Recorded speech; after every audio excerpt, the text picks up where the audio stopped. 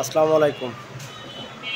ধর্ম যার যার উৎসব সবার, এই সমস্ত কথা যেসব বন্ধুরা দিয়ে থাকেন। গতকালকে আমাদের কুরবানির ঈদ গেল,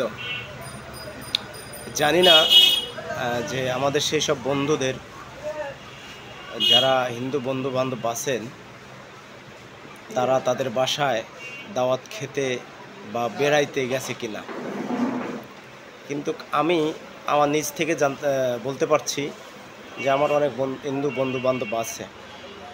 কই ভাই, আমি তো তাদের দাওয়াত করে নিতে পারি নাই।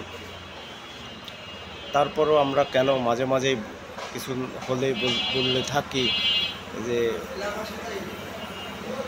ধর্ম যার যার, হিন্দু ধর্ম যার যার, উৎসব সবার। যাই হোক, যাদের হিন্দু বন্ধুবান্ধব আছে এবং যারা এই বক্তব্যটা মাঝে মাঝে দিয়ে থাকেন, তাদের দৃষ্টি আকর্ষণ করব যে গেছে কালকে আমাদের এই কুরবানির ঈদে তাদের বাসায় সেসব বন্ধুবান্ধব নিমন্ত্রণ খেতে বা দাওয়াত খেতে গেছে কিনা। যারা যদি যেয়ে থাকে তাহলে আমাকে কমেন্ট বক্সে অবশ্যই আমাকে জানাবেন। তা যাই হোক, এই ছাপায় আমরা না গাই যে ধর্ম যার যার, উৎসব সবার। যার যার ধর্ম, উৎসব শুধু তারই। ধর্ম যার যার, উৎসব সবার হয় না।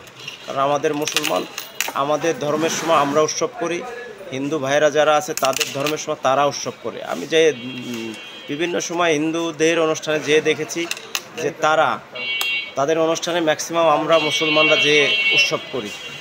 আমি আমার কথাই বলি, আমি অনেক গেছি, কিন্তু আমার বাড়িতে এই কুরবানির দাওয়াত করে অনেক বন্ধুকেও নিতে পারিনি। তাই যাক, এই ছাপাই গাওয়া আমরা বাদ দেই। ধর্ম যার যার, উৎসব তার। সবাই ভালো থাকেন। আসসালামু আলাইকুম।